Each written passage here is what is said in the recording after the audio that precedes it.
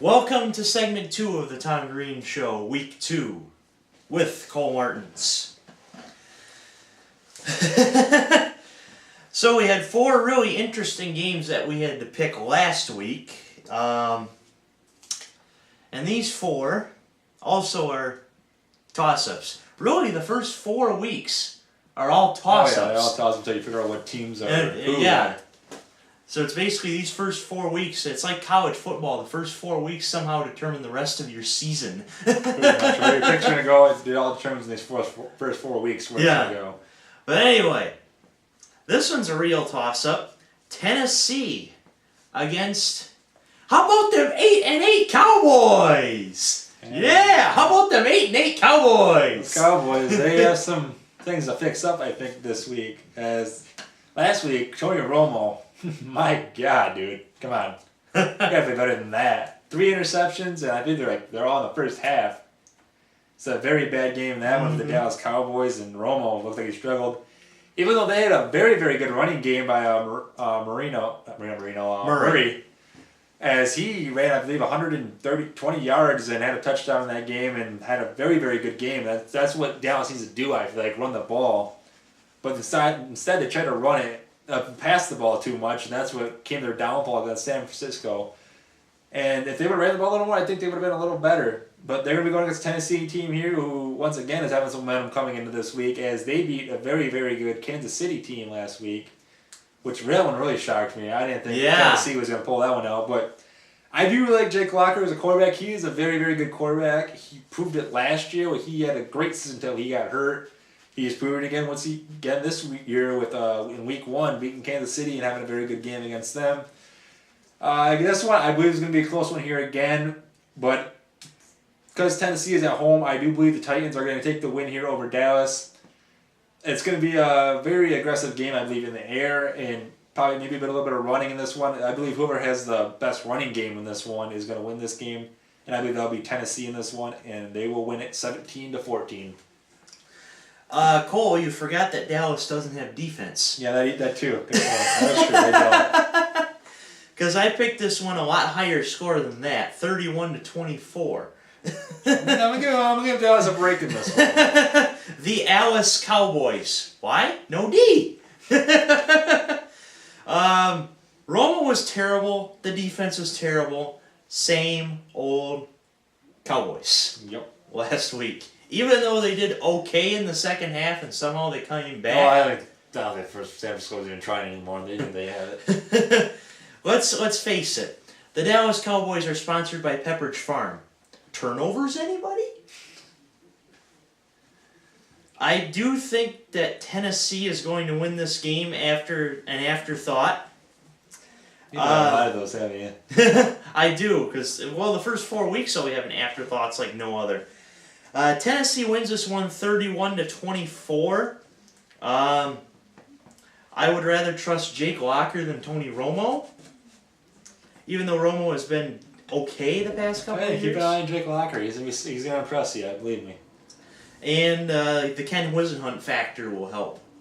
People forget that Whisenhunt is in Tennessee now, not Arizona. That's true. Get your head out of the water, people. 31-24 in favor of Tennessee. Giants against the Cardinals. Yeah, Cardinals last week, they had looked like they had a little bit of struggle on offense for the beginning of the game. Let's face it, as soon as I turned the TV off, the Cardinals won. All right, if you're going to put it like that, I guess that's what happened. They took San Diego took a 17-6 lead, and then I thought, oh no. And I turned it off, and soon enough, the Cardinals won. Yeah, Cardinals, they look horrible. And my fantasy team still lost. Why? Yeah, the offense still did not look good at the beginning of the first week and first 3 quarters, actually. But then fourth quarter, this team awakened, and they played very well at the end of the game and took over on San Diego and won it by 1 point. And they have a very, very strong defense, this Arizona team, I do believe. I just think I put in some tough situations last week that hurt them. Then we have a New York Giants team that just looked completely awful last week, where Eli Manning, once again, not looking so great in this new offense that they set up. Like I said, you can't spell eliminated without ELI. That's very true. The defense, they just got demolished by the Detroit Lions offense. So two offenses, I feel like they're still trying to work each other out. The Cardinals easily are shown to have the better defense in this one, I do believe. And then I do believe that is going to be the key factor in this game is defense, and that is why I'm picking the Arizona Cardinals to go to New York and beat the Giants 24-10. I have a very similar score. Arizona will win this game. There's almost no question about it. The Giants are obviously hurting, and they might as well be dwarves. Let's face it. Cardinals will win this one 27-10. The Giants are going to have to get lucky to win some games this year, according to at least week 1. Yeah, if they go like that, they're going to need some help. And this one we might not even have to explain here. Minnesota against New England. Well, New England last week, they did not look so great as the first half looked very good. Tom Brady was finding Gronk in the end zone and everything looked great, back to normal. Everything was all happy for him. Well, second half, they had a horrible second half. Only getting 50 yards in the second half overall on offense. Defense pretty much got torn to pieces by Miami, and they were overpowered in that game. And you could tell that missing their offensive lineman that they traded away, Mathis, I think it was. Okay.